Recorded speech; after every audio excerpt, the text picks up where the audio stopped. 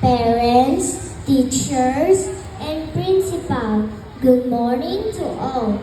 It is an honor to speak to everyone today as I thank each one of you for making our moving up ceremony possible. First, congratulations to our kindergarten pupils and everyone who are celebrating with us today.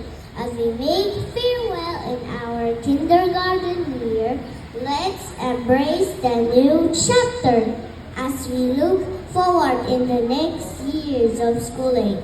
Thank you, parents and teachers, for everything you've done for us, especially for the friendships along the way that made our kindergarten exciting.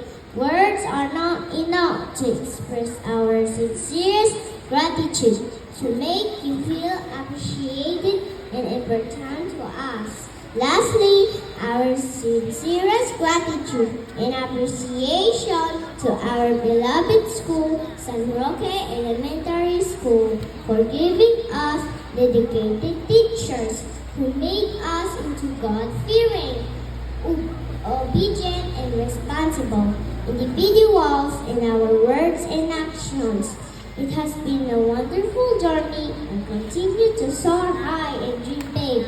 Once again, congratulations, fellow kinder completers. Thank you and God bless us all.